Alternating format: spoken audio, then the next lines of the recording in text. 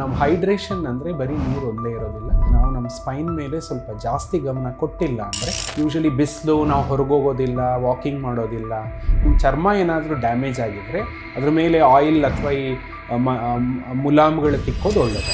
ಅದರಿಂದನೇ ನಾವು ಕಮ್ಮಿ ಆಗುತ್ತೆ, ಇಲ್ಲ ಅದನ್ನೇ ನಾವು ಫಾಲೋ ಮಾಡ್ತೀವಿ ಅನ್ನೋದು ತಪ್ಪಾಗುತ್ತೆ. MRI ಸ್ಕ್ಯಾನ್ ಪ್ರತಿ ಬೆನ್ನೋವಿಗೆ, ಪ್ರತಿ ಕತ್ತು ನೋವಿಗೆ ಅವಶ್ಯಕತೆ ಇಲ್ಲ.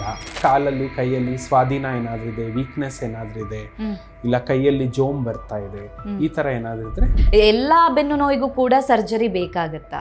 ಬೆನ್ನು ನೋವಿನ ಆಪರೇಷನ್ ಬಹಳ ಕಾಂಪ್ಲೆಕ್ಸ್ ಸರ್ಜರಿ.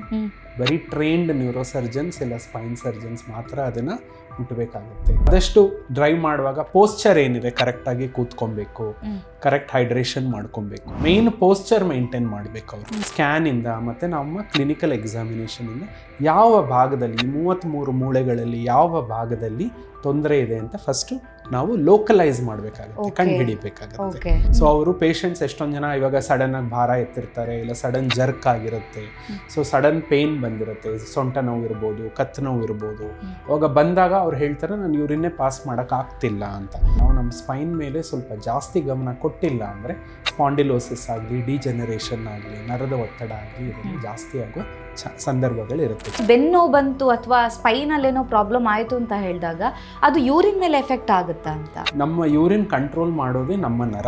ನಮ್ಮದರಲ್ಲಿ ಬೆನ್ನಿನ ಮೂಳೆ ಒಂದಲ್ಲ, ನಮಗೆ 33 ಮೂಳೆ ಇರುತ್ತೆ, ಕತ್ತಿಂದ ಕೆಳಗಡೆ ಸೊಂಟ ಭಾಗತ್ತ. ಬೆನ್ನು ನೋವು ಬಂತು ಅಥವಾ ಕುತ್ತಿಗೆ ನೋವು ಬಂತು ಅಂದಾಗ ರೆಸ್ಟ್ ಮಾಡಿದ್ರೆ ಸರಿ ಹೋಗುತ್ತೆ ಅಂತ ಅನ್ಕೊಳ್ಳೋದು ಎಷ್ಟು ಮಟ್ಟಿಗೆ ಸರಿ ಅಂತ? ಇನ್ ಜನರಲ್ ನಮ್ಮ ಸ್ಪೈನ್ಗೆ ಪರ್ಮನೆಂಟ್ ಇಲ್ಲ ಲಾಂಗ್ ಟರ್ಮ್ ರೆಸ್ಟ್ ರೆಕಮೆಂಡ್ ಮಾಡೋದಿಲ್ಲ. ಲಾಂಗ್ ಡ್ರೈವ್ ಮಾಡೋರಿಗೆ ಬ್ಯಾಕ್ ಪೇನ್ ಬರುವಂಥ ರಿಸ್ಕ್ ಜಾಸ್ತಿ ಇರುತ್ತಾ? ಸೊ ಅಂಥವ್ರು ಹೇಗೆ ಪ್ರಿವೆನ್ಷನ್ ಮಾಡ್ಕೋಬೇಕಾಗತ್ತೆ ಅಂತ?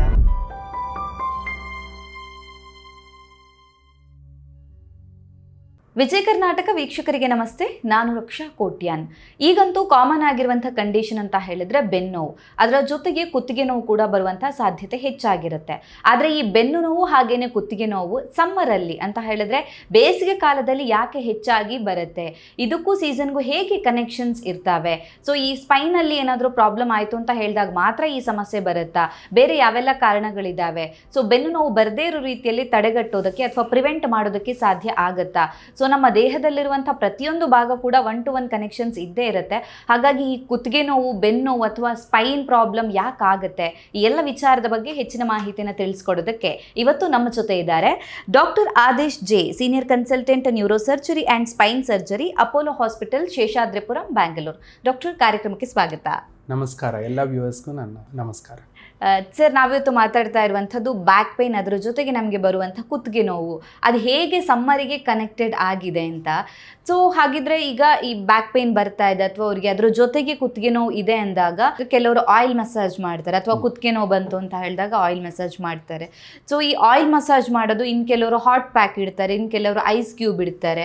ಸೊ ಇದು 3ರಲ್ಲಿ ಇಂಥದ್ದೇ ಬೆಸ್ಟ್ ಅಂತ ಹೇಳ್ತೀರಾ ಅಥವಾ ಇದು 3 ಬೇಡ ಅಂತ ಹೇಳ್ತೀರಾ, ಹೇಗೆ? ಇಲ್ಲ, 3ರಲ್ಲೂ ಯೂಸ್ ಇದೆ, ಒಂದೊಂದಕ್ಕೆ ಒಂದೊಂದು ಥರ ಯೂಸ್ ಇದೆ. ಸೊ ಯೂಶಲಿ ನಮ್ಗೆ ಯಾವಾಗ ಅಕ್ಯೂಟ್ ಪೇಯ್ನ್ ಇರುತ್ತೆ, ಅಕ್ಯೂಟ್ ಆಗಿ ಅಂದರೆ ಸಡನ್ ಆಗಿ ನೋವು ಶುರುವಾಗಿರುತ್ತೆ, ಇಲ್ಲ ಊತ ಬಂದಿರುತ್ತೆ, ಮಸಲಲ್ಲಿ ಊತ ಬಂದಿರುತ್ತೆ, ಈ ಥರ, ಇಲ್ಲ ಅಂದರೆ ನಾವೇನೋ ಬಿದ್ದಿರ್ತೀವಿ ಅದರಿಂದ ಸ್ಪ್ರೇನ್ ಆಗಿರುತ್ತೆ, ಈ ಥರ ಟೈಮಲ್ಲಿ ಐಸ್ ಪ್ಯಾಕ್ ಇಡೋದು ಉತ್ತಮ. ಕ್ರಾನಿಕ್ ಬ್ಯಾಕ್ ಪೇನ್, ಇವಾಗ ಹಲವಾರು ತಿಂಗಳುಗಳಿಂದ ಬ್ಯಾಕ್ ಪೇನ್ ಇದೆ, ನೆಕ್ ಪೇನ್ ಇದೆ, ತುಂಬಾ ದಿವಸದಿಂದಿದೆ, ಇಂಥ ಕಂಡೀಷನಲ್ಲಿ ಹಾಟ್ ಪ್ಯಾಕ್ ಇಡೋದು ಉತ್ತಮ. ಆಮೇಲೆ ಈ ಆಯಿಲ್ ಮಸಾಜ್ ಏನಿರುತ್ತೆ ಅದು ಮಾಡಬಹುದು, ಬಟ್ ನಮ್ಮ ಚರ್ಮ ಇಂಟೆಗ್ರಿಟಿ ಇಸ್ ವೆರಿ ಇಂಪಾರ್ಟೆಂಟ್. ಹಾಗಂದ್ರೆ ನಮ್ಮ ಚರ್ಮ ಏನಾದರೂ ಡ್ಯಾಮೇಜ್ ಆಗಿದ್ರೆ ಅದ್ರ ಮೇಲೆ ಆಯಿಲ್ ಅಥವಾ ಈ ಮುಲಾಮ್ಗಳು ತಿಕ್ಕೋದು ಒಳ್ಳೇದಲ್ಲ. ಓಕೆ, ಹಾಗಂತ ಹೇಳಿ ತಿಂಗ್ಳುಗಟ್ಟಲೆ ಇದನ್ನೇ ಮಾಡ್ಕೊಂಡು ಕೂತರೇನೋ ಆಗುತ್ತಾ ಅಂತ ಬರುತ್ತೆ. ಯಾಕಂದರೆ ಈಗ ಒಂದು 2 ದಿನ ಮಾಡಿ ಓಕೆ ಕಡಿಮೆ ಆಗಿಲ್ಲ ಅಂದರೆ ಹಾಸ್ಪಿಟಲ್ಗೆ ಹೋಗಲೇಬೇಕು ಅನ್ನೋಂಥದ್ದು ನಮಗೆ ಕಾಮನ್ ಆಗಿ ಗೊತ್ತಿರೋವಂಥದ್ದು. ಆದರೆ ಇದನ್ನೇ ಕಂಟಿನ್ಯೂ ಮಾಡ್ತಾ ಹೋದರೆ ಒಳಗಡೆ ಇರುವಂಥ ಆ್ಯಕ್ಚುಯಲ್ ಪ್ರಾಬ್ಲಮ್ ಸರಿ ಹೋಗುತ್ತಾ ಅಂತ? ಇಲ್ಲ, ಖಂಡಿತ ಸರಿ ಹೋಗೋದಿಲ್ಲ. ಇದೆಲ್ಲ ಅಡ್ಜುವೆಂಟ್ ಥೆರಪಿ ಅಂತ. ಅಡ್ಜುವೆಂಟ್ ಅಂದರೆ ಇದು ಮೇನ್ ಟ್ರೀಟ್ಮೆಂಟ್ ಅಲ್ಲ, ಇದು ಮೇನ್ ಟ್ರೀಟ್ಮೆಂಟ್ ಜೊತೆಗೆ ಕೊಡುವಂಥ ಅಡಿಷ್ನಲ್ ಟ್ರೀಟ್ಮೆಂಟ್ ಅದಕ್ಕೆ. ಸೊ ಅದರಿಂದನೇ ನಾವು ಕಮ್ಮಿ ಆಗುತ್ತೆ, ಇಲ್ಲ ಅದನ್ನೇ ನಾವು ಫಾಲೋ ಮಾಡ್ತೀವಿ ಅನ್ನೋದು ತಪ್ಪಾಗುತ್ತೆ. ನೀವು ಇದು ಟ್ರೈ ಮಾಡಿ, ಕಮ್ಮಿ ಆಗಿಲ್ಲ 1-2 ದಿವಸದಲ್ಲಿ, ಇಲ್ಲ ಪ್ರಾಬ್ಲಮ್ ಜಾಸ್ತಿ ಆಗ್ತಾ ಇದೆ, ಅವಾಗ ಖಂಡಿತ ಮೆಡಿಕಲ್ ಒಪಿನಿಯನ್ ಸೀಕ್ ಮಾಡಿ. ಓಕೆ, ಬೆನ್ನು ನೋವು ಬಂತು ಅಥವಾ ಕುತ್ತಿಗೆ ನೋವು ಬಂತು ಅಂದಾಗ ರೆಸ್ಟ್ ಮಾಡಿದ್ರೆ ಸರಿ ಹೋಗುತ್ತೆ ಅಂತ ಅನ್ಕೊಳ್ಳೋದು ಎಷ್ಟು ಮಟ್ಟಿಗೆ ಸರಿ ಅಂತ? ರೆಸ್ಟ್ ಮಾಡಿದ್ರೆ ಈ ಪ್ರಾಬ್ಲಮ್ಗಳೆಲ್ಲ ಹೋಗ್ಬಿಡುತ್ತಾ? ರೆಸ್ಟ್ ಬಂದು ಶಾರ್ಟ್ ಟರ್ಮ್ಗೆ ಒಳ್ಳೇದು, 1 ದಿವಸ 2 ದಿವಸ ಮ್ಯಾಕ್ಸಿಮಮ್ 3-4 ದಿವಸ ರೆಸ್ಟ್ನಲ್ಲಿ ಸರಿ ಹೋಗುತ್ತೆ ಅಂದರೆ ಸರಿ. ಬಟ್ ನಾವು ಇನ್ ಜನರಲ್ ನಮ್ಮ ಸ್ಪೈನ್ಗೆ ಪರ್ಮನೆಂಟ್ ಇಲ್ಲ ಲಾಂಗ್ ಟರ್ಮ್ ರೆಸ್ಟ್ ರೆಕಮೆಂಡ್ ಮಾಡೋದಿಲ್ಲ, ಬರೀ ಶಾರ್ಟ್ ಟರ್ಮ್ ರೆಸ್ಟ್ ಮಾತ್ರ ರೆಕಮೆಂಡ್ ಮಾಡ್ತೀವಿ. So 1 or 2 days usually. ಆಮೇಲಿಂದ ಸ್ಲೈಟ್ ಆಕ್ಟಿವಿಟೀಸ್ ಶುರು ಮಾಡಬೇಕು, ಸ್ವಲ್ಪ ವಾಕಿಂಗ್ ಮಾಡೋದು, ಸ್ವಲ್ಪ ಆಕ್ಟಿವಿಟೀಸ್ ಶುರು ಮಾಡೋದು ಮಾಡಬೇಕಾಗತ್ತೆ. ಸೊ ನಿಮ್ಗೆ ಅಷ್ಟು 1 or 2 days ರೆಸ್ಟ್ ತೊಗೊಂಡು ನೀವು ಮಿನಿಮಮ್ ಆಕ್ಟಿವಿಟೀಸು ಮಾಡೋಕ್ಕಾಗ್ತಿಲ್ಲ ಅಂದರೆ ನಿಮ್ಮ ಪ್ರಾಬ್ಲಮ್ ಸಿವಿಯರ್ ಅಂತ ಆಯಿತು. ಬಟ್ ನೀವು ಈ 1 or 2 days ರೆಸ್ಟಲ್ಲಿ ಇಂಪ್ರೂವ್ಮೆಂಟ್ ಬಂದಿದೆ, ಆಕ್ಟಿವಿಟಿ ಶುರು ಮಾಡಿದ್ದೀರಾ ಅಂದರೆ ಗ್ರ್ಯಾಜುಯಲಿ ನಿಮ್ಮ ಆಕ್ಟಿವಿಟಿ ಏನಿರುತ್ತೆ ಅದನ್ನು ಸ್ಲೋಲಿ ಇನ್ಕ್ರೀಸ್ ಮಾಡ್ಕೊಂಡು ಬನ್ನಿ. ಓಕೆ, MRI ಸ್ಕ್ಯಾನನ್ನು ಯಾವಾಗ ರೆಕಮೆಂಡ್ ಮಾಡ್ತೀರಾ ಡಾಕ್ಟರ್ ನೀವು? MRI ಸ್ಕ್ಯಾನ್ ಪ್ರತಿ ಬೆನ್ನೋವಿಗೆ ಪ್ರತಿ ಕತ್ತು ನೋವಿಗೆ ಅವಶ್ಯಕತೆ ಇಲ್ಲ. ಸೊ ಇದು ನಾವು ಯಾವಾಗ ನೀವು ನಮ್ಮ ಹತ್ರ ಬರ್ತೀರಾ ನಾವು ನಿಮ್ಮ ಅಸೆಸ್ಮೆಂಟ್ ಮಾಡ್ತೀವಿ. ಅಸೆಸ್ಮೆಂಟಲ್ಲಿ ನಿಮ್ಗೇನಾದರೂ ನರಗಳ ಪ್ರಾಬ್ಲಮ್ ಇದೆಯಾ, ಡೆಫಿಸಿಟ್ಸ್ ಅಂತ ಹೇಳ್ತೀವಿ, ನ್ಯೂರೋಲಾಜಿಕಲ್ ಡೆಫಿಸಿಟ್, ಆ ಥರ ಏನಾದರೂ ಇದೆಯಾ ನಾವು ಕಂಡುಹಿಡಿತೀವಿ. ಇಲ್ಲಾಂದರೆ ಬೆನ್ನಲ್ಲಿ ಏನಾದರೂ ಜರುಗಿದೆಯಾ, ನಾವು ಮುಟ್ಟಿದಾಗ ಏನಾದರೂ ಪ್ರಾಬ್ಲಮ್ ಇದೆಯಾ, ಇದನ್ನೆಲ್ಲ ಕಂಡುಹಿಡಿತೀವಿ. ಸೊ ನಮ್ಗೆ ಈ ಥರ ಏನಾದರೂ ಪಾಸಿಟಿವ್ ಸೈನ್ಸ್ ಸಿಕ್ಕಿದ್ರೆ ಮಾತ್ರ ನಾವು MRI ರೆಕಮೆಂಡ್ ಮಾಡೋದು ನಿಮಗೆ. ಓಕೆ ಓಕೆ ಡಾಕ್ಟರ್, ಈಗ ಬೆನ್ನು ನೋವಿತ್ತು ಅಥವಾ ಕುತ್ತಿಗೆ ನೋವು ಇತ್ತು ಅಂತ ಹೇಳಿದಾಗ ಇದಕ್ಕೆ ಟ್ರೀಟ್ಮೆಂಟ್ ಆಪ್ಷನ್ಸ್ ಹೇಗಿರುತ್ತೆ? ಎಲ್ಲ ಬೆನ್ನು ನೋವಿಗೂ ಕೂಡ ಸರ್ಜರಿ ಬೇಕಾಗುತ್ತಾ? ನಾವು 80 to 90% ಆಫ್ ದ ಬೆನ್ನು ನೋವು ಕತ್ತು ನೋವಿಗೆ ಸರ್ಜರಿಯ ಅವಶ್ಯಕತೆ ಇರೋದಿಲ್ಲ. ಮೆಡಿಸಿನ್ಸ್, ಕರೆಕ್ಟ್ ಮೆಡಿಸಿನ್ಸ್, ಫಿಸಿಯೋಥೆರಪಿ ಮತ್ತು ಟ್ರೀಟ್ಮೆಂಟಿಂದ ನಾವು ಗುಣ ಮಾಡಬಹುದು. ಅದಕ್ಕೆ ಸೊ ಬರೀ ಒಂದು 5 to 10% ಕೇಸಸಲ್ಲಿ ಮಾತ್ರ ಸರ್ಜರಿ ಅವಶ್ಯಕತೆ ಇರುತ್ತೆ. ಇದು ಯಾವ ಥರ ಕೇಸಸ್ ಅಂದರೆ ಇವಾಗ ದೊಡ್ಡ ಡಿಸ್ಕ್ ಪ್ರೊಲ್ಯಾಪ್ಸ್ ಆಗಿದೆ ಅಂತ ಟೈಮಲ್ಲಿ, ಇಲ್ಲಾಂದರೆ ಮೆಡಿಸಿನ್ ಕೊಟ್ಟಿದ್ದೀವಿ, ಮೆಡಿಸಿನ್ಗೆ ಅವರು ಸ್ಪಂದಿಸ್ತಾ ಇಲ್ಲ ಅಂತ ಟೈಮಲ್ಲಿ, ಇಲ್ಲಾಂದರೆ ನ್ಯೂರೋಲಾಜಿಕಲ್ ಡೆಫಿಸಿಟ್, ಹಾಗಂದರೆ ಕೈಯಲ್ಲಿ ಕಾಲಲ್ಲಿ ಏನಾದರೂ ವೀಕ್ನೆಸ್ ಇದೆ ಈ ಥರ ಟೈಮಲ್ಲಿ, ಇಲ್ಲ ಯೂರಿನ್ ಪ್ರಾಬ್ಲಮ್ ಮಾಡೋಕ್ಕೆ ಕಷ್ಟ ಆಗ್ತಾ, ಯೂರಿನ್ ಪಾಸ್ ಮಾಡೋದಕ್ಕೆ ಕಷ್ಟ ಆಗ್ತಾ ಇದೆ, ಈ ಥರ ಕಂಡೀಷನ್ಸಲ್ಲಿ ಮಾತ್ರ ಸರ್ಜರಿಯ ಅವಶ್ಯಕತೆ ಇರುತ್ತೆ. ಇಲ್ಲ ಅಂದರೆ ನಾವು ಮೆಡಿಸಿನ್ಸು, ಕರೆಕ್ಟ್ ಫಿಸಿಯೋಥೆರಪಿ, ಕರೆಕ್ಟ್ ಅಡ್ವೈಸಿಂದ ಟ್ರೀಟ್ಮೆಂಟ್ ಕೊಡ್ಬೋದು. ಓಕೆ ಡಾಕ್ಟರ್, ಈಗ ನೀವು ಹೇಳಿದ್ರಿ ಮಾತಾಡ್ತಾ ಯೂರಿನ್ ಪ್ರಾಬ್ಲಮ್ ಆದರೆ ಅಂತ, ಹಾಗಿದ್ರೆ ಈಗ ಬೆನ್ನು ಬಂತು ಅಥವಾ ಸ್ಪೈನಲ್ಲೇನೋ ಪ್ರಾಬ್ಲಮ್ ಆಯಿತು ಅಂತ ಹೇಳಿದಾಗ ಅದು ಯೂರಿನ್ ಮೇಲೆ ಎಫೆಕ್ಟ್ ಆಗುತ್ತಾ ಅಂತ? ಆಗೋ ಚಾನ್ಸಸ್ ಇರುತ್ತೆ. ಸಿವಿಯರ್ ಕಂಡೀಷನ್ನಲ್ಲಿ ಏನಾಗುತ್ತೆ, ನಮ್ಮ ಯೂರಿನ್ ಕಂಟ್ರೋಲ್ ಮಾಡೋದೇ ನಮ್ಮ ನರ, ನಮ್ಮ ಸ್ಪೈನಲ್ ಕಾರ್ಡ್ ಅಂತ ಏನು ಹೇಳ್ತೀವಿ ಅದು. ಸೊ ಅದು ಮೇಲೆ ಒತ್ತಡ ಬೀಳುತ್ತೆ ಯಾವಾಗ ತುಂಬ ಡಿಜೆನರೇಟೇಷನ್ ಆಗಲಿ, ಇಲ್ಲ ಅಕ್ಯೂಟ್ ಡಿಸ್ಕ್ ಪ್ರೊಲ್ಯಾಪ್ಸ್ ಆಗಲಿ. ಇದಕ್ಕೆ ನಾವು ಒಂದು ಮೆಡಿಕಲ್ ಟರ್ಮಿನಾಲಜಿ ಇದೆ, ಕಾರ್ಡಾ ಈಕ್ವೈನಾ ಸಿಂಡ್ರೋಮ್ ಅಂತ ಕರಿತೀವಿ. ಇದಕ್ಕೆ ಈ ಥರ ಆದಾಗ it becomes actually a kind of emergency. So ಅವರು ಪೇಷಂಟ್ಸ್ ಎಷ್ಟೊಂದು ಜನ ಇವಾಗ ಸಡನ್ನಾಗಿ ಭಾರ ಎತ್ತಿರ್ತಾರೆ, ಇಲ್ಲ ಸಡನ್ ಜರ್ಕ್ ಆಗಿರುತ್ತೆ, ಸೊ ಸಡನ್ ಪೇಯ್ನ್ ಬಂದಿರುತ್ತೆ, ಸೊಂಟ ನೋವು ಇರ್ಬೋದು, ಕತ್ತು ನೋವು ಇರ್ಬೋದು. ಅವಾಗ ಬಂದಾಗ ಅವ್ರು ಹೇಳ್ತಾರೆ ನಾನು ಯೂರಿನ್ನೇ ಪಾಸ್ ಮಾಡೋಕ್ಕಾಗ್ತಿಲ್ಲ ಅಂತ. ಸೊ ಅಂಥ ಟೈಮಲ್ಲಿ ನಾವು ಯೂರಿನ್ಗೆ ಟ್ಯೂಬ್ ಹಾಕ್ತೀವಿ, ಆಮೇಲೆ ಸ್ಕ್ಯಾನಿಂಗ್ ಎಲ್ಲ ಮಾಡಿಸಿ ಆ ಥರ ಏನಾದರೂ ನರ ಮೇಲೆ ಒತ್ತಡ ಇದ್ದರೆ ಇಮಿಡಿಯೇಟ್ಲಿ ಅದನ್ನು ನರದ ಮೇಲಿರೋ ಒತ್ತಡನ ಬಿಡುಗಡಿಸ್ಬೇಕಾಗತ್ತೆ. We have to free those nerves so that they will improve. Okay, ಹಾಗಾದ್ರೆ ಇಂಥ ಸಿವಿಯರ್ ಕಂಡೀಷನಲ್ಲಿ ಅವರಿಗೆ ಯೂರಿನ್ ಪಾಸ್ ಆಗೋದಿಲ್ಲ, ಯೂರಿನ್ ಹೋಗೋದು ತಡೆಯುತ್ತೆ, ಅಂತ ಟೈಮಲ್ಲಿ ನೀವು ಸರ್ಜರಿ ಮಾಡಬೇಕಾಗತ್ತೆ ಅಂತ. ಸೊ ಇನ್ನೊಂದು ಡೌಟ್ ಏನಂದ್ರೆ ಸರ್, ಈಗ ನಮಗೆ ಬಾಡಿಯಲ್ಲೇನೋ ಮೂಳೆ ಮುರಿಯಿತು ಅಂತ ಹೇಳಿದಾಗ ಓಕೆ ಅದು ಕಟ್ಟಾಗಿದೆ ಅದನ್ನು ಜೋಡಿಸ್ತಾ ಇದ್ದಾರೆ ಅನ್ನುವಂಥದ್ದು ಒಂದು ಕಾಮನ್ ಆಗಿ ಅಂದ್ರೆ ಮೇಲ್ನೋಟಕ್ಕೆ ಇಷ್ಟೊಂದು ಅರ್ಥ ಆಗೋ ರೀತಿಯಲ್ಲಿ ಎಕ್ಸ್ಪ್ಲೈನ್ ಮಾಡ್ಬೋದು. ಆದ್ರೆ ಈಗ ಬೆನ್ನು ನೋವು ಬಂತು ಅಂತ ಹೇಳಿದಾಗ ಆಪರೇಷನ್ ಮಾಡ್ತಾ ಇದ್ದೀರಾ ಅಂದಾಗ ಏನಕ್ಕೆ ಆಪರೇಷನ್ ಮಾಡ್ತಾ ಇದ್ದೀರಾ, ಎಲ್ಲ ಆಪರೇಷನ್ ಮಾಡ್ತಾ ಇದ್ದೀರಾ, ಏನಾಗಿರುತ್ತೆ ಬೆನ್ಹುರಿಯಲ್ಲಿ ಅನ್ನುವಂಥ ಒಂದು ಕ್ವೆಶನ್ ಬರುತ್ತೆ. ಸೊ ಆಪರೇಷನ್ ಮಾಡಿದಾಗ ಆ್ಯಕ್ಚುಲಿ ಏನು ಮಾಡಿರ್ತೀರಾ ಅಂತ, ಯಾಕಂತ ಹೇಳಿದ್ರೆ ನಾವು ಈ ಹಿಂದೆ ಕೂಡ CSF ಲೀಕ್ ಬಗ್ಗೆ ಒಂದು ಸೆಷನ್ ಮಾಡಿದ್ವಿ. ಅದರಲ್ಲಿ ಅವ್ರು ಹೇಳಿದ್ರು ಓಕೆ ಅಲ್ಲೇನೋ ತೂತ್ ಬಿತ್ತು ಅಂತ, ಹೋಲ್ ಆಯಿತು ಅಂದಾಗ ಆ ಹೋಲನ್ನು ನಾವು ಕ್ಲೋಸ್ ಮಾಡ್ತೀವಿ ಅಂತ. ಸೊ ಇದು ಜನರಲ್ ಆಡಿಯನ್ಸಿಗೆ ಅರ್ಥ ಆಗೋ ರೀತಿಯಲ್ಲಿ. ಸೊ ಬೆನ್ನು ನೋವು ಬಂತು ಅಂತ ಹೇಳಿದಾಗ ನೀವು ಆಪರೇಷನ್ ಮಾಡ್ತಾ ಇದ್ದೀರಾ ಅಂತ ಹೇಳಿದಾಗ ಆ್ಯಕ್ಚುಲಿ ಎಲ್ಲಿ ಲೈಕ್ ಏನು ಆಪರೇಷನ್ ಮಾಡ್ತೀರಾ, ಹೇಗಿರುತ್ತೆ ಪ್ರೊಸೀಜರ್ ಅನ್ನೋದೊಂದು ತಿಳ್ಕೊಳ್ಳುವಂತ ಕುತೂಹಲ ಇರುತ್ತೆ. ಸೊ ಬೆನ್ನೋವಿನ ಆಪರೇಷನ್ ಬಹಳ ಕಾಂಪ್ಲೆಕ್ಸ್ ಸರ್ಜರಿ. ಬರೀ ಟ್ರೈನ್ಡ್ ನ್ಯೂರೋಸರ್ಜನ್ಸ್ ಇಲ್ಲ ಸ್ಪೈನ್ ಸರ್ಜನ್ಸ್ ಮಾತ್ರ ಅದನ್ನ ಮುಟ್ಟಬೇಕಾಗುತ್ತೆ. ಬಿಕಾಸ್ ಅದರಲ್ಲಿ ಮೂಳೆ ಇರುತ್ತೆ, ನಮ್ಮ ಡಿಸ್ಕ್ ಇರುತ್ತೆ, ಆಮೇಲೆ ಅದರ ಮಧ್ಯದಿಂದ ನಮ್ಮ ನರಗಳ ಹೊರಗೆ ಬರ್ತಾ ಇರುತ್ತೆ. So it encloses our nerves 360 degree in what we call a spinal canal ಅಂತ ಕರಿತೀವಿ ಅದ್ರ ಒಳಗೆ. So it is a very complex surgery. So ನಮ್ಮದ್ರಲ್ಲಿ ಬೆನ್ನಿನ ಮೂಳೆ ಒಂದಲ್ಲ, ನಮಗೆ 33 ಮೂಳೆ ಇರುತ್ತೆ. ಕತ್ತಿಂದ ಕೆಳಗಡೆ ಸೊಂಟ ಭಾಗದ ತನಕ, ಟೈಲ್ ಬೋನ್ ಅಂತ ಏನು ಹೇಳ್ತೀವಿ, ಅಲ್ಲಿ ತನಕನೂ ನಮಗೆ ಮೂಳೆಗಳಿರುತ್ತೆ. ಸೊ ಹಲವಾರು ಮೂಳೆಗಳಿರುತ್ತೆ, 33 ಮೂಳೆಗಳಿರುತ್ತೆ ನಮ್ಮ ಶರೀರದಲ್ಲಿ. ಸೊ ನಾವು ಫಸ್ಟ್ ಲೋಕಲೈಸೇಷನ್ ಅಂತೀವಿ, ಸ್ಕ್ಯಾನ್ ಇಂದ ಮತ್ತೆ ನಮ್ಮ ಕ್ಲಿನಿಕಲ್ ಎಕ್ಸಾಮಿನೇಷನ್ ಇಂದ ಯಾವ ಭಾಗದಲ್ಲಿ ಈ 33 ಮೂಳೆಗಳಲ್ಲಿ ಯಾವ ಭಾಗದಲ್ಲಿ ತೊಂದರೆ ಇದೆ ಅಂತ ಫಸ್ಟ್ ನಾವು ಲೋಕಲೈಸ್ ಮಾಡಬೇಕಾಗುತ್ತೆ, ಕಂಡು ಹಿಡಿಬೇಕಾಗುತ್ತೆ. ಸೊ ಫಸ್ಟ್ ಅದನ್ನ ಲೋಕಲೈಸ್ ಮಾಡಿದ್ಮೇಲೆ ಆಮೇಲೆ ನಾವು ಟ್ರೀಟ್ಮೆಂಟ್ ಡಿಸಿಷನ್ಗೆ ಬರ್ತೀವಿ. ಯಾವ ಥರ ಟ್ರೀಟ್ಮೆಂಟ್, ಇದು ಬರೀ ಸಿಂಪಲ್, ಇವಾಗ ಎಷ್ಟೊಂದು ಹಲವಾರು ಆಪ್ಷನ್ಸ್ ಇದೆ. ಮೈಕ್ರೋ ಸರ್ಜರಿ ಇದೆ, MIS ಅಂತೀವಿ, ಮಿನಿಮಲಿ ಇನ್ವೇಸಿವ್ ಸ್ಪೈನ್ ಸರ್ಜರಿ ಅಂತೀವಿ, ಎಂಡೋಸ್ಕೋಪಿಕ್ ಸ್ಪೈನ್ ಸರ್ಜರಿ ಅಂತೀವಿ. ಇವೆಲ್ಲ ಹಲವಾರು, ಇವನ್ ರೋಬೋಟಿಕ್ಸ್ ಕೂಡ ಬಂದಿದೆ ಇವಾಗ ಸ್ಪೈನಲ್ಲಿ. ಸೊ ಇದೆಲ್ಲ ಆಪ್ಷನ್ಸ್ ಇರೋದರಿಂದ ಯಾವುದು ಬೆಸ್ಟ್ ಆಪ್ಷನ್ ಆ ಪೇಷಂಟ್ಗೆ, ಆ ಕಂಡೀಷನ್ಗೆ, ಆ ಪೇಷಂಟ್ಗೆ ಆ ಲೆವೆಲ್ಗೆ ಯಾವುದು ಬೆಸ್ಟ್ ನಾವು ಸಜೆಸ್ಟ್ ಮಾಡ್ತೀವಿ. ಸೊ ಅದ್ರ ಮೇಲೆ ನಾವು ಡಿಸಿಷನ್ ತಗೊಂತೀವಿ. ಓಕೆ. ಸೊ ಇನ್ನೊಂದು ಇಂಪಾರ್ಟೆಂಟ್ ಪಾಯಿಂಟ್ ಏನಂತ ಹೇಳಿದ್ರೆ, ನಾವೀಗ ಸಮ್ಮರಲ್ಲಿ ಯಾಕೆ ಬೆನ್ನು ನೋವು ಬರುತ್ತೆ ಅನ್ನೋದ್ರ ಬಗ್ಗೆ ಕೂಡ ಈ ಒಂದು ಇಂಟ್ರಾಕ್ಷನ್ ಅಲ್ಲಿ ಫೋಕಸ್ ಮಾಡ್ತಾ ಇದ್ದೀವಿ. ಹಾಗಿದ್ರೆ ಒಂದು ಪರ್ಸನ್ಗೆ ಸಮ್ಮರಲ್ಲಿ ಬೆನ್ನು ನೋವು ಬಂತು ಅಂತ ಹೇಳಿದಾಗ ಅಷ್ಟು ವರಿ ಮಾಡುವಂಥ ಅವಶ್ಯಕತೆ ಇಲ್ವಾ? ಓಕೆ, ಇದು ಡಾಕ್ಟರ್ ಹೇಳಿದ್ದಾರೆ ಸಮ್ಮರಲ್ಲಿ ಬೆನ್ನು ನೋವು ಕಾಮನ್ ಆಗಿ ಬರುತ್ತಂತೆ, ಡಿಹೈಡ್ರೇಷನ್ ಇಂದ ಅಂತೆ, ನೀರು ಕುಡಿದ್ರೆ ಸರಿ ಹೋಗುತ್ತೆ ಅಂತ ಅಂದ್ಕೋಬಹುದಾ ಅಂತ? ಬರೀ ನೀರು ಒಂದೇ ಸಾಕಾಗೋದಿಲ್ಲ. ಸೊ ನಮ್ಮ ಹೈಡ್ರೇಷನ್ ಅಂದ್ರೆ ಬರೀ ನೀರು ಒಂದೇ ಇರೋದಿಲ್ಲ, ನಮ್ಮ ಎಲೆಕ್ಟ್ರೋಲೈಟ್ಸ್ ಕೂಡ ಲಾಸ್ ಆಗುತ್ತೆ. ನಾವು ಯಾವಾಗ ಜಾಸ್ತಿ ಬೆವರಿಂದ ಮತ್ತೆ ಯೂರಿನ್ ಪಾಸ್ ಮಾಡೋದ್ರಿಂದ ಎಲೆಕ್ಟ್ರೋಲೈಟ್ ಕೂಡ ಲಾಸ್ ಆಗುತ್ತೆ. ಸೊ ನಾವು ಎಲೆಕ್ಟ್ರೋಲೈಟ್ಸ್ ಕೂಡ ರೀಪ್ಲೇಸ್ ಮಾಡಬೇಕಾಗತ್ತೆ. ಸೋಡಿಯಂ ಆಗಲಿ, ಕ್ಯಾಲ್ಶಿಯಂ ಆಗಲಿ, ಪೊಟ್ಯಾಷಿಯಂ ಮತ್ತೆ ಮೆಗ್ನೀಷಿಯಂ, ಇದೆಲ್ಲವುದು ಕೂಡ ನಾವು ನೀರಿನ ಜೊತೆ ರೀಪ್ಲೇಸ್ ಮಾಡಬೇಕಾಗತ್ತೆ. ಅದಲ್ದಿರ ಒಳ್ಳೆ ಪ್ರೋಟೀನ್ ಫುಡ್ ತಗೊಬೇಕಾಗತ್ತೆ. Because proteins are building blocks of a muscle.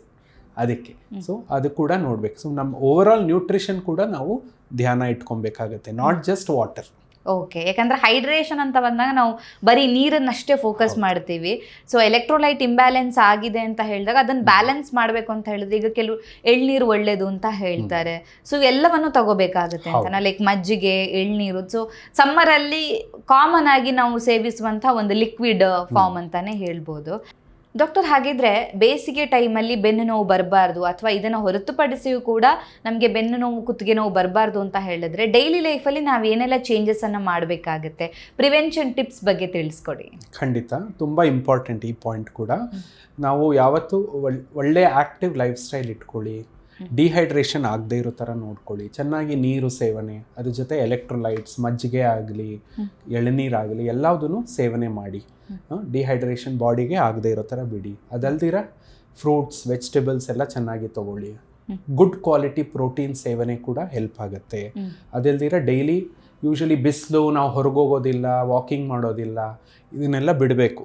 ಬಿಸಿಲಿರಲಿ, ಮಳೆ ಇರಲಿ, ನಮ್ಮ ಡೈಲಿ ಫಿಸಿಕಲ್ ಆ್ಯಕ್ಟಿವಿಟಿ ಏನಿರುತ್ತೆ, ಎಕ್ಸಸೈಸಸ್ ಆಗಲಿ, ಅದನ್ನೆಲ್ಲ ಆದಷ್ಟು ಮಾಡೋಕ್ಕೆ ನಾವು ಟ್ರೈ ಮಾಡಬೇಕಾಗುತ್ತೆ.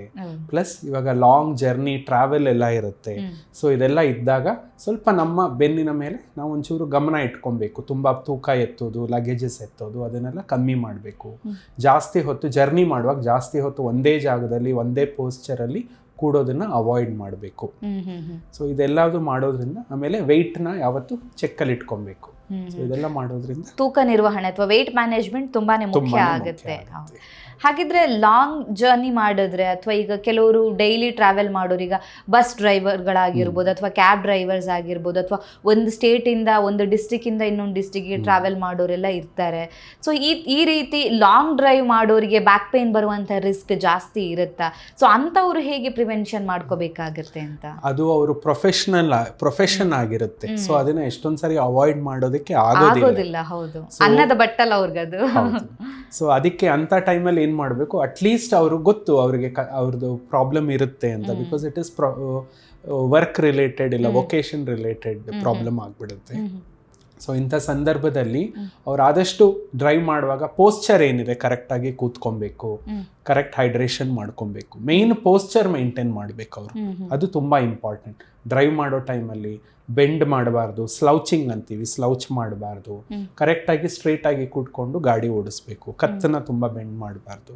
ಅವಾಗ ಅಟ್ಲೀಸ್ಟ್ ನಾವು ಪ್ರಾಬ್ಲಮ್ನ ಜಾಸ್ತಿ ಆಗೋದನ್ನ ತಡೆಗಟ್ಟಬಹುದು, ಕಂಟ್ರೋಲ್ ಮಾಡಿ. ಇನ್ ಕೆಲವರು ಸೀಟ್ಗೆಲ್ಲ ಲೈಕ್ ಬ್ಯಾಕ್ ಸಪೋರ್ಟಿಂಗ್ ಆಗಿ ಇಟ್ಕೋತಾರೆ ಅಥವಾ ದಿಂಬ್ ಇಟ್ಕೋತಾರೆ. ಇನ್ ಕೆಲವರು ಲೈಕ್ ಬ್ಯಾಕ್ಗೆ ಸಪೋರ್ಟ್ ಬೇಕು ಅಥವಾ ಬೆನ್ನು ಬರಬಾರ್ದು ಅಂತೆಲ್ಲ ಇಟ್ಕೋತಾರೆ.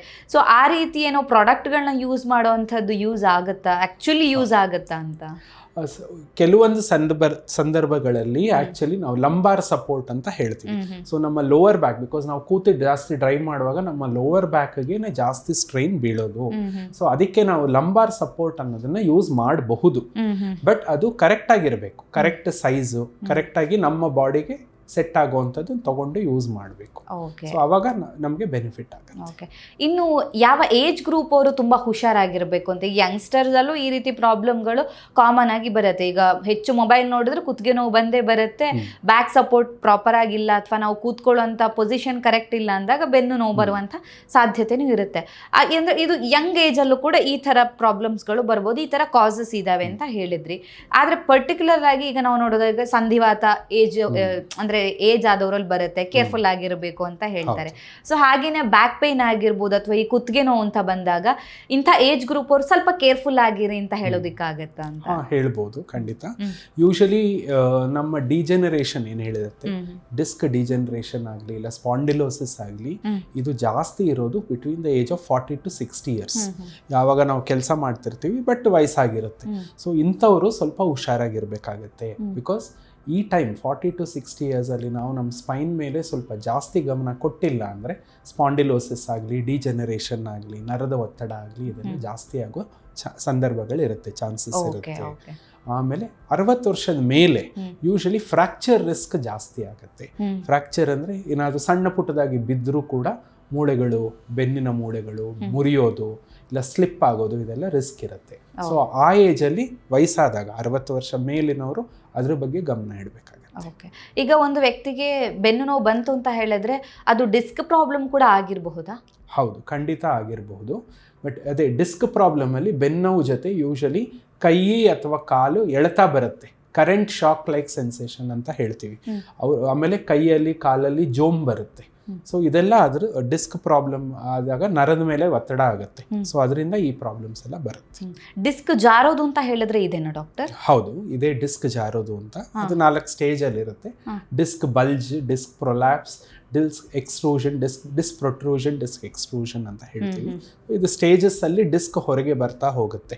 ಅವಾಗ ಅದು ಹಂಗೆ ಹೊರಗೆ ಬರ್ತಾ ಬರ್ತಾ ನರದ ಮೇಲೆ ಒತ್ತಡ ಕೂಡ ಜಾಸ್ತಿ ಮಾಡ್ಕೊಂಡು ಹೋಗುತ್ತೆ. ಸೊ ಅದರಿಂದ ಕೂಡ ನಮಗೆ ನೋವು ಆಗಲಿ ಇಲ್ಲ ಸಿಂಪ್ಟಮ್ಸ್ ಏನಿರುತ್ತೆ ಜಾಸ್ತಿ ಹಾಕೊಂಡು ಹೋಗುತ್ತೆ. ಅದರ ಒಂದು ಲಕ್ಷಣ ಬೆನ್ನು ನೋವು ಆಗಿರಬಹುದು ಅಂತ. ಯಾಕಂತ ಹೇಳಿದ್ರೆ ನಾವು ಬೆನ್ನು ನೋವು ಬಗ್ಗೆ ಮಾತಾಡ್ಬೇಕಾದ್ರೆ ಬರೀ ಅದ್ರ ಬಗ್ಗೆ ಮಾತಾಡೋಕ್ಕಿಂತ ಅದ್ರ ಜೊತೆ ಅಸೋಸಿಯೇಟ್ ಆಗಿರುವಂತಹ ಈ ತರ ಅಂಶಗಳ ಬಗ್ಗೆ ಕೂಡ ಫೋಕಸ್ ಮಾಡ್ಬೇಕಾಗತ್ತೆ. ಯಾಕಂದ್ರೆ ಲಾಸ್ಟ್ ಒಂದು ಎಪಿಸೋಡ್ ಕೂಡ ನೀವು ಡಿಸ್ಕ್ ವಿಚಾರವಾಗಿ ಮಾಡಿದ್ರಿ, ಅದ್ರ ಬಗ್ಗೆ ಮಾತಾಡಿದ್ರಿ. ಸೊ ಹಾಗಾಗಿ ಡಿಸ್ಕ್ ಪ್ರಾಬ್ಲಮ್ ಇದ್ರೂ ಕೂಡ ಬೆನ್ನು ನೋವು ಬರಬಹುದಾ ಅನ್ನೋ ಒಂದು ಕ್ವಶನ್ ಇರುತ್ತೆ ಕೆಲವರಲ್ಲಿ. ಸೊ ಅದಕ್ಕೋಸ್ಕರ ಈ ಪ್ರಶ್ನೆ ಕೇಳಿದೆ. ಡಾಕ್ಟರ್, ಹಾಗಿದ್ರೆ ಈ ಬೆನ್ನು ನೋವು ಬರದೇ ಇರೋ ರೀತಿಯಲ್ಲಿ ತಡೆಗಟ್ಟೋದಕ್ಕೆ ನಿಮ್ಮ ಕಡೆಯಿಂದ ಪ್ರಿವೆನ್ಷನ್ ಟಿಪ್ಸ್, ಅದರಲ್ಲೂ ಕೂಡ ಈ ಬೇಸಿಗೆ ಕಾಲದಲ್ಲಿ ಹೆಚ್ಚಾಗಿ ಬೆನ್ನು ನೋವು ಬರ್ತಾ ಇದೆ ಅಂದಾಗ ಹೇಗೆ ತಡೆಗಟ್ಟಬಹುದು ಅಂತ? ಸೊ ಈಗ ಸಮ್ಮರ್ ಆಗಿರೋದ್ರಿಂದ ನಾನು ಎಲ್ಲರಿಗೂ ಜ್ಞಾಪಕ ಇಟ್ಕೊಳ್ಳಿ ಅಂತ ಸಮ್ಮರ್ ಅಂತಾನೆ ಆಕ್ರೋನಿಮ್ ಮಾಡಿ ಹೇಳೋಣ ಅಂತ ಇಷ್ಟಪಡ್ತೀನಿ. ಎಸ್ ಅಂದರೆ ಸಿಟ್ ಪ್ರಾಪರ್ಲಿ, ಯು ಅಂದರೆ use lumbar belt if necessary, M ಅಂದರೆ ಮೇಂಟೈನ್ ಅಡಿಕ್ವೇಟ್ ಹೈಡ್ರೇಷನ್, ಇನ್ನೊಂದು ಎಮ್ ಅಂದರೆ move periodically, because long journey ಎಲ್ಲ ಮಾಡಿದಾಗ make sure you move periodically and take breaks. E ಅಂದರೆ ಎಕ್ಸಸೈಸ್ ರೆಗ್ಯುಲರ್ಲಿ, ಆರ್ ಅಂದರೆ rest well. Okay. So ಈ ಸಮ್ಮರಲ್ಲಿ ಜಾಸ್ತಿ ಬರ್ತಾ ಇದೆ ಅಂದಾಗ ಅದು ಸಮ್ಮರ್ನೇ ನೆನ್ಪಿಟ್ಕೋಬೇಕು. ಅದರಲ್ಲಿ ಏನೇನಿಲ್ಲದೆ ಅದರಿಂದ ಸ್ಟಾರ್ಟ್ ಆಗುವಂಥ ಒಂದು ಒಳ್ಳೆ ಸೆಂಟೆನ್ಸನ್ನು ಫಾರ್ಮ್ ಮಾಡಿದ್ದೀರಿ. ಆ್ಯಕ್ಚುಲಿ ನೆನ್ಪಿಟ್ಕೊಳ್ಳೋದಕ್ಕೆ ತುಂಬಾ ಈಸಿ ಆಗುತ್ತೆ. ಡಾಕ್ಟರ್, ಇನ್ನೇನು ಅಂತ ಹೇಳಿದ್ರೆ ಕೆಲವ್ರು ಎಷ್ಟೇ ನೋವಿದ್ರು ಕೂಡ ಸಹಿಸ್ಕೊಂಡು ಕೆಲಸ ಮಾಡಿಬಿಡ್ತಾರೆ. ಇರಲಿ ಬಿಡಪ್ಪ, ನನಗೆ ಇವತ್ತು ಕೆಲಸಕ್ಕೆ ಹೋಗಬೇಕು, ಈ ಕೆಲಸ ಮಾಡಿಲ್ಲ ಅಂದರೆ ನನ್ನ ಜೀವನ ಹೋಗಲ್ಲ ಅಂತ ಒಂದು ಕಡೆಯವರಾದರೆ, ಇನ್ನು ಕೆಲವರು ಎಷ್ಟೇ ಬೆನ್ನು ನೋವಿತ್ತು, ಕುತ್ತಿಗೆ ನೋವಿತ್ತು ಅಂತ ಹೇಳಿದ್ರು ಅದನ್ನು ನೆಗ್ಲೆಕ್ಟ್ ಮಾಡಿ ಕೆಲಸ ಮಾಡಿಬಿಡ್ತಾರೆ. ಸೊ ಇದು ಮುಂದೆ ಫ್ಯೂಚರಲ್ಲಿ ಹೇಗೆ ಎಫೆಕ್ಟ್ ಮಾಡಬಹುದು ಅಂತಂದ್ರೆ ಕಾಂಪ್ಲಿಕೇಶನ್ಸ್ ಯಾವ ರೀತಿಯಾಗಿ ಆಗಬಹುದು ಇದರಿಂದ ಅಂತ? ಖಂಡಿತ ಇದು ಯಾವತ್ತೂ ನಮ್ಮ ಬೆನ್ನೋವು ಏನಿದೆ ನೆಗ್ಲೆಕ್ಟ್ ಮಾಡಬೇಡಿ, ಬೆನ್ನೋವಾಗಲಿ ಕತ್ನೋವಾಗಲಿ. ಬಿಕಾಸ್ ಅದರಿಂದ ಮುಂದೆ ಫ್ಯೂಚರಲ್ಲಿ ಪ್ರಾಬ್ಲಮ್ಸ್ ಬರೋದು ತುಂಬ ಆಗುತ್ತೆ. ನರದ ಒತ್ತಡ ಆಗಿರಬಹುದು, ಸಿವಿಯರ್ ಸ್ಪಾಂಡಿಲೋಸಿಸ್ ಆಗಿರಬಹುದು, ಇಲ್ಲ ಮೂಳೆಗಳು ವೀಕ್ ಆಗೋದಿರ್ಬೋದು, ಮತ್ತು ನಮಗೆ ಕೈಕಾಲು ಸ್ವಾಧೀನ ಬರೋದಿರ್ಬೋದು, ಇದೆಲ್ಲ ಚಾನ್ಸಸ್ ಜಾಸ್ತಿ ಇರುತ್ತೆ. ಸೊ ಯಾವತ್ತೂ as we say early detection, early prevention is always better than late treatment. So ಯಾವತ್ತೂ ನೆಗ್ಲೆಕ್ಟ್ ಮಾಡ್ದಿರ ಅದನ್ನು ಅಡ್ರೆಸ್ ಮಾಡ್ಕೊಳ್ಳಿ. ಬೇಗ ಟ್ರೀಟ್ಮೆಂಟ್ ತಗೊಳ್ಳಿ, ಆವಾಗ ವಾಸಿ ಆಗೋ ಚಾನ್ಸಸ್ ಚೆನ್ನಾಗಿರುತ್ತೆ. Okay, thank you so much doctor. ನಮ್ಮ ಇವತ್ತಿನ ಕಾರ್ಯಕ್ರಮದಲ್ಲಿ ಯಾವ ರೀತಿಯಾಗಿ ಬೆನ್ನು ನೋವು ಬರುತ್ತೆ ಅಥವಾ ಅದಕ್ಕೆ ಕುತ್ತಿಗೆ ನೋವಿಗೆ ಯಾವ ರೀತಿಯಾದಂಥ ಕನೆಕ್ಷನ್ಸ್ ಇದೆ, ಸಮ್ಮರಲ್ಲಿ ಸ್ಪೆಷಲಿ ಈ ಬೇಸಿಗೆ ಟೈಮಲ್ಲಿ ನಾವು ಯಾವ ರೀತಿಯಾಗಿ ಕೇರ್ ತಗೋಬೇಕಾಗತ್ತೆ, ಡಿಹೈಡ್ರೇಷನ್ ಎಷ್ಟು ಮುಖ್ಯ ಪಾತ್ರವನ್ನು ವಹಿಸುತ್ತೆ ಅನ್ನೋದನ್ನು ನಮ್ಮ ಆಡಿಯನ್ಸ್ಗೆ ತಿಳಿಸ್ಕೊಟ್ಟಿದ್ದೀರಾ. Thank you so much doctor. Thank you. ನಮ್ಮ ಇವತ್ತಿನ ಕಾರ್ಯಕ್ರಮದಲ್ಲಿ ಯಾವ ರೀತಿಯಾಗಿ ಬೆನ್ನು ನೋವು ಉಂಟಾಗುತ್ತೆ ಅಥವಾ ಅದಕ್ಕೆ ಮುಖ್ಯ ಕಾರಣಗಳೇನು, ಬೆನ್ನು ನೋವು ಅದರ ಜೊತೆಗೆ ಬರುವಂತಹ ಕುತ್ತಿಗೆ ನೋವು ಹೇಗೆ ಒಂದಕ್ಕೊಂದು ಕನೆಕ್ಷನ್ಸ್ ಇದ್ದಾವೆ, ಬೇಸಿಗೆ ಕಾಲದಲ್ಲಿ ಹೇಗೆ ನಾವು ನಮ್ಮ ಸ್ಪೈನ್ನ ಆರೋಗ್ಯವನ್ನು ನೋಡ್ಕೋಬೇಕು ಅನ್ನೋದ್ರ ಬಗ್ಗೆ ಡಾಕ್ಟರ್ ನಮಗೆ ಹೆಚ್ಚಿನ ಮಾಹಿತಿಯನ್ನು ತಿಳಿಸ್ಕೊಟ್ಟಿದ್ದಾರೆ. ಆರೋಗ್ಯಕ್ಕೆ ಸಂಬಂಧಿಸಿದಂಥ ಹೆಚ್ಚಿನ ವಿಡಿಯೋಗಳನ್ನು ನಮ್ಮ ವಿಜಯ ಕರ್ನಾಟಕ ಹೆಲ್ತ್ ಪೇಜ್ನಲ್ಲಿ ನೀವು ನೋಡಬಹುದು.